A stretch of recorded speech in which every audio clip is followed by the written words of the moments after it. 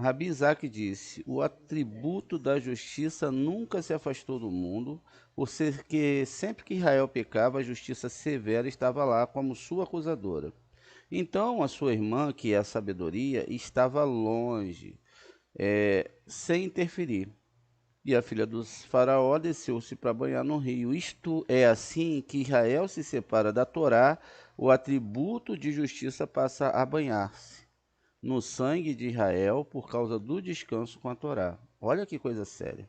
Já daria para a gente parar o dia todo e ficar analisando aqui. Vamos ler, ó. Aqui está falando, como a gente leu, que Bátia, ela era do lado esquerdo, não é um sistema de justiça.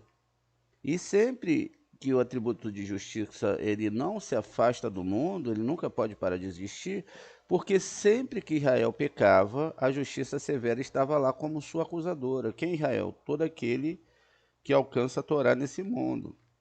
Então a sua irmã, a sabedoria, quem é a sabedoria lá de Provérbios 8? A Torá, ela estava longe, a Torá estava longe, sem interferir. E a filha do faraó desceu-se para banhar no rio. Veja, lá quando a gente abre a Torá, tem os rios, não é? Que vem do lado direito, do lado esquerdo. E isto é, assim que Israel se separa da Torá, o atributo de justiça se banha no sangue de Israel, por causa do descaso. Veja, ó, descaso com a Torá. Então as pessoas fazem um descaso com a Torá, que é a sabedoria, e aí continua. E as suas donzelas caminhavam ao longo da margem do rio. Estas são as nações que perseguem Israel, por causa do seu desdém. Veja, elas desdenham pela Torá. O que está escrito lá nos livros lá? Ó, estava escrito, eu porém vos digo. O apóstolo Paulo fala, olha, eis que a Torá é adubo, né? As coisas que vão acontecer, aquela história toda, o que? Adubo, antes de ser adubo, não é? Uma coisa putrefata. Um adubo é resto de animais, resto orgânico. Quer dizer, olha isso, não sabe? Então, os desdém com a Torá, eles desdenharam da Torá. Quem são? As nações, tá vendo? Eles desdenham da Torá, por quê? Porque eles sabem que essas forças que estão nele é para isso mesmo. Então, o Rabi Judá disse: o destino do homem depende, em última análise, do arrependimento e da oração. Então, veja, o arrependimento e a oração é o que depende, né, o destino do homem, ó, a reza sincera. E especialmente da oração com lágrimas, pois não há porta pela qual as lágrimas não possam entrar. Então veja, sempre que eu rezo com todo o meu coração, medito quando há lágrimas de arrependimento. Por que o arrependimento? Porque eu não estudei a Torá. Então, essas lágrimas, elas entram, né? E diz aqui, não possam entrar. Está escrito aqui, e ele o abriu e viu o menino, né? E ela abriu e viu o menino, na verdade. E ela abriu e viu o menino. O que é interpretado significa Sheriná, tá vendo? Ó? Ela viu o menino significa Sheriná. Veja que o processo ele é bilateral, funciona com o lado direito e o lado esquerdo. Nós temos a tendência a nos salientarmos em dividir o bem e o mal. O conceito de bem e mal para o eterno não existe. O que existe para o eterno é se você vai corrigir ou não. Se você está corrigindo, ele vai deixar que você caminhe bem até que você possa encontrar um processo mais duro. Dentro desse processo mais duro do que tem que consertar em você, ele manda Então é algo que vai te incomodar e vai criar uma situação que você não vai entender. Veja, então vamos voltar aqui, ó.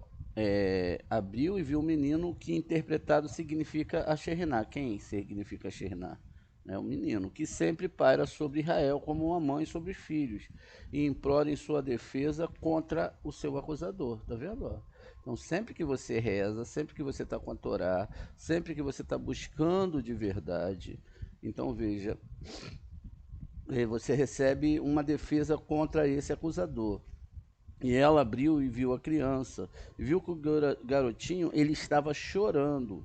A Sheriná viu o filho, o povo de Israel que é chamado de filho.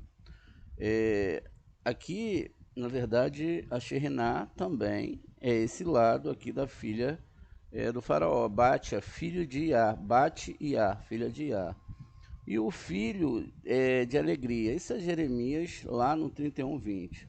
Com lágrimas de remorso, suplicando diante do santo como uma criança diante do seu pai. E ela teve compaixão dele. Ela disse: Este é um dos filhos dos hebreus. Isto dos hebreus que são pessoas brandas de coração. Veja, ó, dos hebreus que são pessoas brandas de coração e coração terno e não dos gentios que são teimosos e de coração duro. Se a gente generaliza isso aqui, a gente vai entender que não existe ninguém bom no mundo. Não, aqui está falando de pessoas que têm desejos de doação e pessoas que têm desejos de recepção. Israel e Góis estão dentro dessa metáfora dentro da Torá. Israel é doação, é aquele que alcançou o Criador, e as nações são os desejos impuros que existem dentro de nós. Eles, os hebreus, a gente já leu essa história de Ivrit, que também fala que veio do outro lado do rio, o outro lado é Biná, veja. Eles, os hebreus, elas, almas, são compassivos e estão ansiosos para retornar ao seu mestre celestial. E ela chamou a mãe da criança, que chorava, como está escrito em Ramá, ouviu-se uma voz de lamentação, choro de grande aflição, Rahel chorou pelos filhos e não quis ser consolada. Jeremias 31:14. A criança chorou e a mãe chorou. Quem são essas crianças? Essa criança, a gente está lendo lá Shemote, no 2, né? No versículo 2 do Shemote, e a gente está vendo aqui a primeira paraxá do livro de Shemote, que está aqui no versículo 2 já, falando que a criança chorou. Tá dando aqui que a Bátia, não é? Pega ela do rio ali, ó. A filha do faraó, veja, bate faraó. Eu já expliquei para vocês que num certo aspecto o faraó é o próprio Eterno, é a mão esquerda do Eterno. E aqui, ó, quando ela abriu, viu que era uma criança, um menino chorando, tá vendo? Então o menino estava chorando e ela observou isso e ela ficou com pena. Deve ser uma criança hebraica. Veja, a alusão que a Torá está fazendo aqui, ó, uma criança hebreia, né? A gente viu aqui, ó, Ra e Vrim. Deve ser uma criança dos hebreus. O que que a gente viu que é Evrim? Hebreu é aquele que vem do outro lado, né? Do outro lado da alma. Ou seja, ela viu que ali tinha uma alma, Sheriná viu que ali tinha uma alma, e ali ela se compadeceu desse menino, né? E aqui, quando fala que Raquel não quis ser consolada, foi exatamente quando daqui a pouco a gente vai ver lá que o Moshe ele começa a discutir com o Eterno sobre o tempo de libertação de Israel. O tempo não havia chegado. A criança chorou e a mãe chorou. Rabi Judá continuou. Veja, a criança chorou. Quem chorou foi quem? A pessoa que começa a estudar a Torá, a pessoa que está ali envolvida. E também a mãe também chorou. Os dois choraram, né? Havia uma lágrima dos dois lados. O Rabi Judá continuou. A respeito do futuro está dito: eles virão com choro e os guiarei com súplicas por mérito do grito de Rahel, mãe da criança. Eles viram-se unidos do cativeiro. Rabizak disse: a redenção de Israel depende apenas do choro. Quando se extinguiu o efeito das lágrimas de Esaú, que ele derramou diante do seu pai por causa do direito da primogenitura. Isso é o Gênesis lá no 27, 38. A redenção para Israel começará. Abiose disse: o choro de Esaú levou Israel ao cativeiro, e quando as suas forças se esgotaram, os filhos de Israel, por suas lágrimas, eles serão libertados dele. Veja, tudo por uma questão de techuvá muito séria, se voltar para o Eterno, pedir para ter essa força, essas lágrimas, e continua. Aqui agora vai continuar uma parte onde ele viu um egípcio espancando o hebreu. Olhou de um lado para o outro, ele olhou para 50 letras pelas quais os israelitas proclamam a unidade diária 2 vezes por dia. Aqui a gente vai discutir uma coisa muito séria, porque muitas pessoas não sabem o que é Shema. Veja ali o que os nossos sábios estão falando. 50 letras que os judeus intervêm a Deus 2 vezes por dia. Não são 249 letras, são 50 letras, tá vendo? Então veja ali, quais são essas letras? Olha, vamos contar, ó. O Shema, ó. 1, 2, 3, 4, 5, 6, 7, 8, 9, 10, 11, 12, 13, 14, 15, 16, 17, 18, 19, 20, 21, 22, 23, 24, 25. Se eu faço o Shema 2 vezes por dia, se eu medito no Shema 2 vezes por dia, então, ó, eu estou fazendo o que o Zohar está falando aqui, ó. Eu não preciso fazer a reza toda do Shema com 249 rezas, como está lá. Eu tenho que fazer aqui, ó. Vamos ler de novo, ó. Quando ele viu um egípcio espancando um hebreu, ele olhou de um lado para o outro e ele olhou para as 50 letras. Ele olhou para qual letra? 2 vezes essas letras aqui que a gente está mostrando para você, ó. Ele olhou aqui, ó. Ele viu Shema Israel na parte da manhã e ele viu Shema Israel na parte da tarde, ou seja, 25 letras de cada lado. E aí ele diz aqui, mas não encontrou nenhuma semelhança delas expressa no rosto daquele homem. O Rabi Abba disse, ele olhou aqui para ver se havia boas obras feitas pelo aquele homem, e olhou lá para ver se sairia um bom filho, e ele viu que não havia ninguém ali. Ele viu através do Ruach HaKodesh, o Espírito do Santo, que um filho tão bom nunca descenderia dele, porque ele sabia, como disse o Rabiaba, que não, há muitos pais maus que têm mais filhos bons do que pais justos que têm filho bom, nascido de pais maus. Pois, deixa eu tentar explicar, existe muito mais filhos bons, né? De pais maus, as pessoas são mais, ela tem filhos bons, do que pais justos e que tenha filhos bons, né? Então, continua aqui, sendo puro do impuro, luz da escuridão, sabedoria da tolice, né? A palavra viu aqui indica discernimento do espírito. Ele não desistiu de matar o egípcio. Vamos ver aqui quando ele mata aqui o egípcio, né? Vamos ver aqui no texto. Ele viu o menino, então a sua irmã disse é filha do faraó. Chegar aqui onde ele se encontra com esse... Olha lá, então, ó, tá aqui escrito, né? Vamos lá. Vai Baimi Rahem, vai Gedal Moshe. Vai Seel e Raive, Vairer Besilotam, Vairá Ishi Mitzrai, Mitzrai Mahem, Ishi Avedir, né? Me Arrive. Então aqui a tradução, né? Algum tempo depois disso, quando Moisés já era adulto, ele foi até os seus parentes e testemunhou o seu trabalho. Ele viu um egípcio espancar um hebreu e um dos seus parentes. Ele continua aqui. E ele virou-se para um lado, vai enfencou, Vequem vaire ki ain, Ishi vai re et hamitzrai, vai te menehu berro. Então ele virou-se para um lado e para o outro, e não vendo ninguém por perto, matou o egípcio e escondeu na areia. Então veja, o que a Torá está trazendo aqui para a gente é o seguinte: Deus, ele não pode tirar de você coisas boas se você não passar pelas coisas ruins.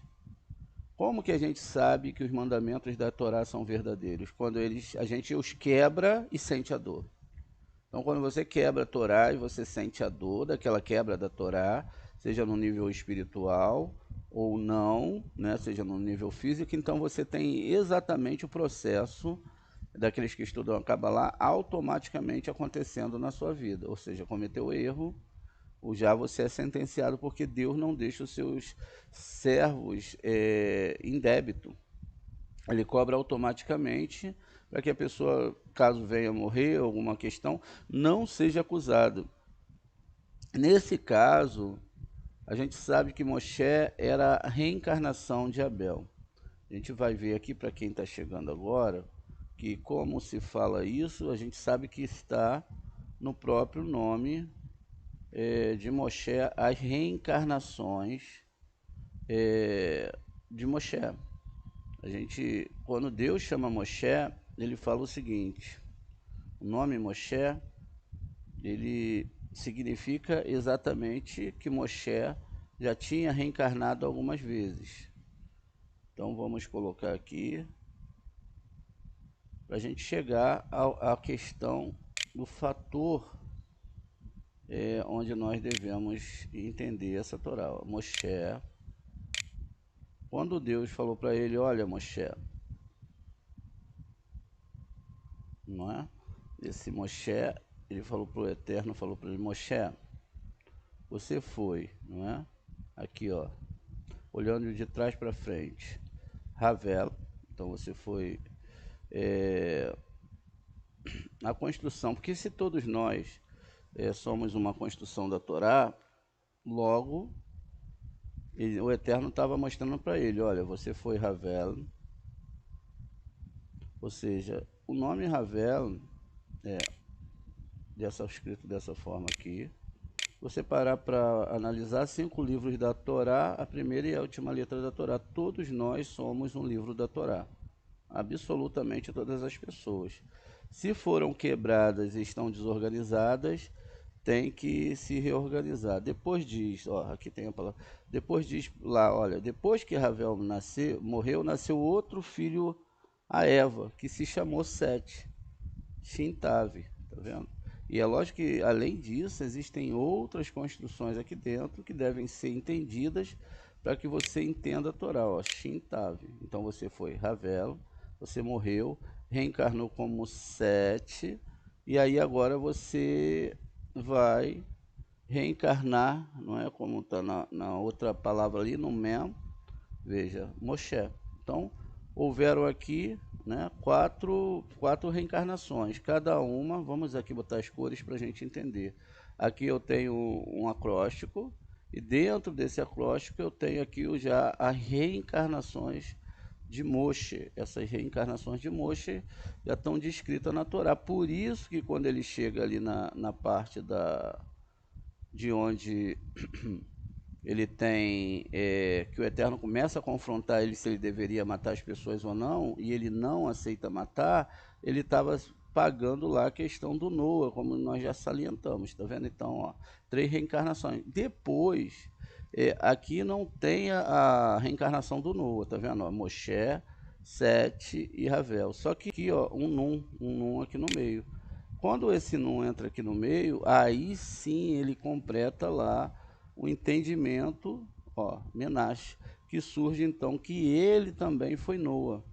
E aí imagina como Moshe ficou impressionado com isso, né? Como que ele falou do Eterno, por isso que todo mundo que pegava a Torá ficava impressionado.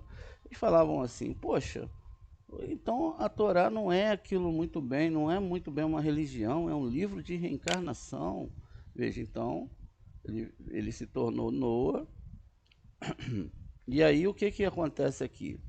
Ele então percebe a realidade da sua vida, que ele, na verdade, passou por todo esse processo para entender a Torá. Veja, no primeiro nome como Moshe, ele estava entendendo, depois quando nasce o Menashe, com a letra Nun aqui agora destacada aqui, ó, vamos aumentar a letra Nun, então ele entendeu que ele era Noa e que nesses 2 papéis ele tinha que cumprir o que? A sua função.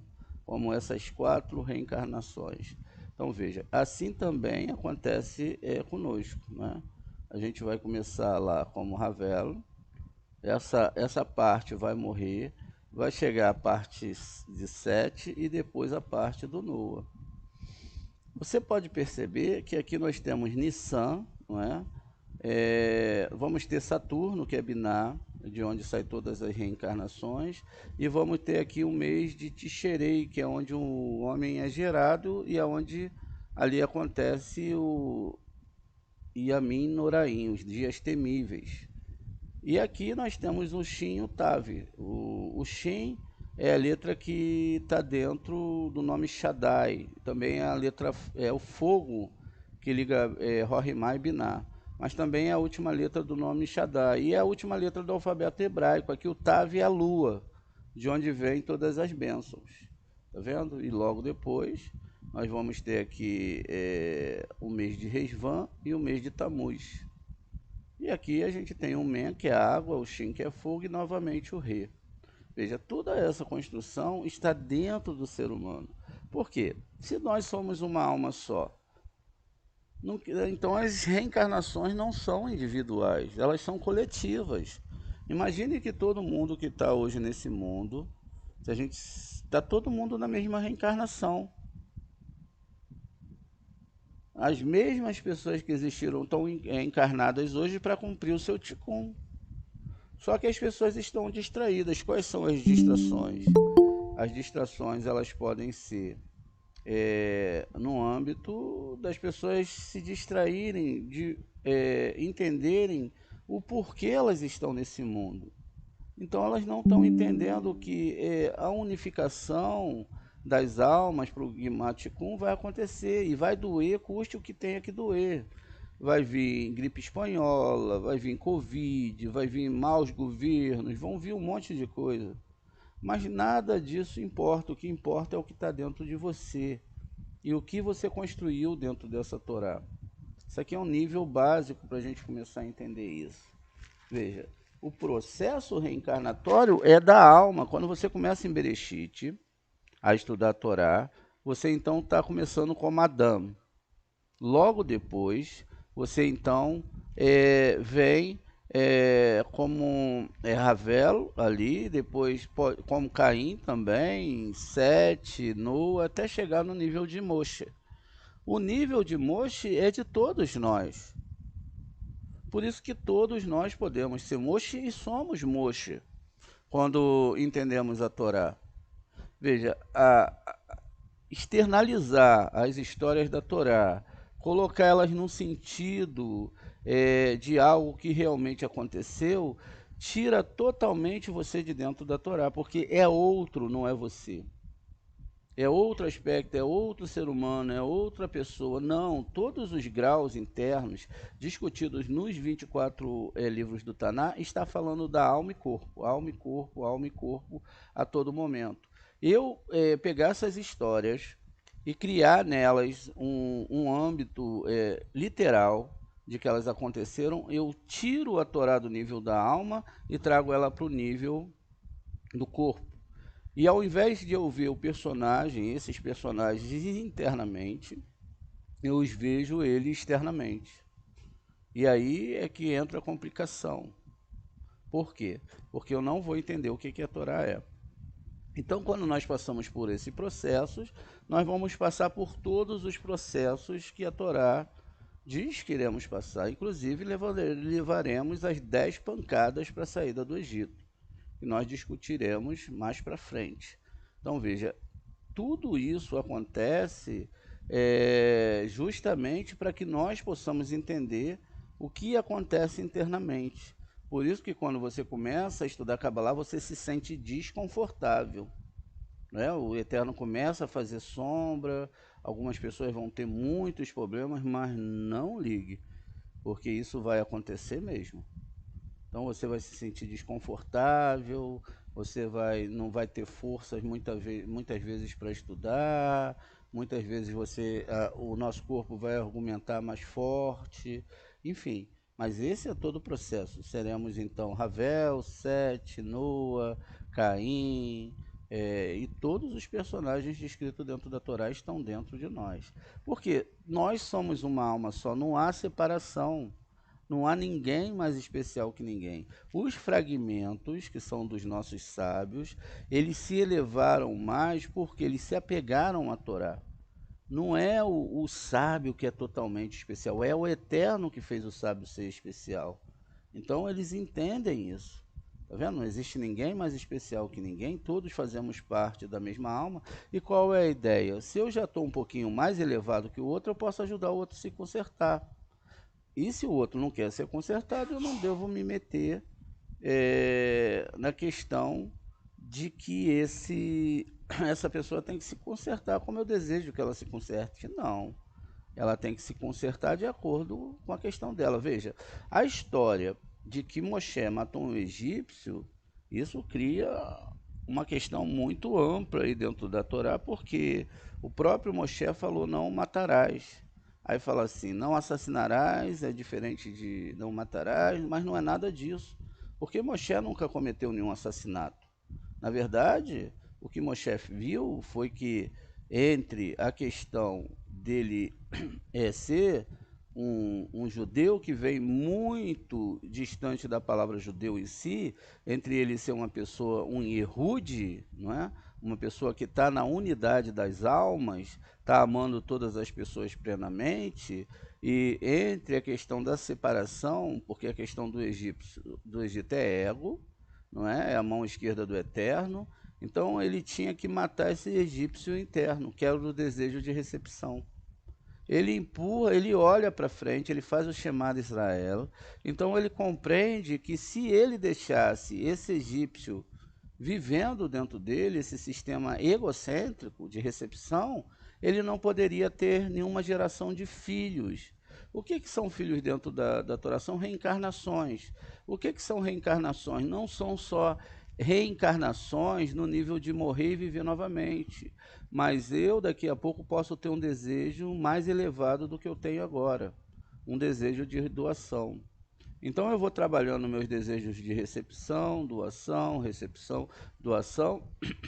até que eu possa analisar cada parte da minha alma, que é feito de forma muito vagarosa em cada uma das sefirotes, até que eu perceba as minhas ações. Por exemplo, ontem eu posso ter falado uma coisa que me veio na cabeça e aí aquilo saiu de dentro de mim, aí eu faço uma análise sobre aquilo que eu falei e aí eu vi que não foi muito bom o que eu falei. Então eu sento e começo a rezar que eu não quero ter aquele tipo de sentimento. Então eu estou limpando dentro de mim algo que mesmo que tenha sido para minha defesa, eu tenha sido indelicado e tenha criado uma acusação, talvez contra uma pessoa que eu não tenho 100% de certeza. E ainda assim, se aquela questão aconteceu, foi porque o Eterno permitiu, e aí então eu devo salientar que é para alguma coisa que tem que acontecer na minha vida. Alguma coisa que tem que ser padronizada para que eu possa chegar a um nível de entendimento maior da Torá. Então, tudo sempre, como a gente está vendo, é que você deve estudar a Torá para que ela possa alinhar a sua alma. Veja, nada é externo. Eu não preciso abrir minha boca para rezar. A gente reza porque a gente não tem como ficar em silêncio online, mas eu não preciso abrir minha boca para rezar.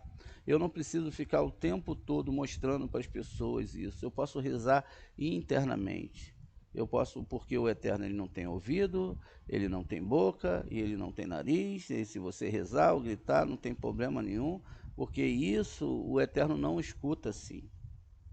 Ele não escuta assim, é de outra forma. Ele vê a vibração da alma. Como você, em qual desses níveis aqui você está? Ravel, Sete, Noa, Moshe. Isso para quem conseguiu já alcançar os níveis da Torá. E se a pessoa está no nível de Caim ainda? E se as pessoas, a gente ainda está na idolatria de achar que a gente pode movimentar alguma coisa? Que a gente pode mudar alguma coisa? Não, a gente não pode. Quem muda é o Eterno, mediante a nossa vibração para os céus. Então a gente começa a vibrar. Às vezes a gente pode estar pensando assim, poxa, eu quero um casamento, porque isso vai me fazer feliz. E não, a pessoa está sendo enganada. Quem vai fazer ela ser feliz é o Eterno. Então, Ela está enganada achando que um casamento vai fazer ela feliz. Às vezes um emprego, às vezes isso e aquilo, e às vezes pode ser que tudo isso vai distrair ela em relação ao eterno. Quando ela realmente deseja um casamento para servir a Shem, formar um casal de Kabbalah, é para estudar a Torá 100%, os dois. O marido aprende, ensina a mulher, às vezes pode ser que a mulher vai aprender para ensinar o marido, e assim os dois caminham estudando a Torá. Levantam-se, qual é o trabalho? Estudar a Torá. Dinheiro se ganha para estudar a Torá, para comprar livros, para ajudar isso é a meta, é unicamente a meta. Estudar para avançar com a Torá. Lá nos mundos espirituais, o Eterno está vendo que os cabalistas estão lutando pelo Guimar Tikkun, ou seja, a unificação de todas as almas. Através da religião não dá para unificar, não dá. Há separação de ideias, de pensamentos. Então, o que nós temos que fazer é entender esse processo que Moshe está dentro de todo mundo, Abel está dentro de todo mundo, Sete está dentro de todo mundo e todo mundo vai passar por esses processos. A pergunta que eu tenho que me fazer é em qual parte desses processos eu estou. Eu quero ser cristão? Aonde está na Torá falando que eu devo ser cristão? Eu quero ser muçulmano? Aonde está na Torá que eu devo ser muçulmano? Eu quero ser judeu? Aonde na Torá está falando que eu tenho que ser judeu? Eu quero ser Bnei Noa? Aonde na Torá está falando sobre isso? Eu quero ser candomblessista? Aonde na Torá está falando sobre isso? A Torá não fala sobre religião de forma alguma. Não fala exatamente de nenhuma forma.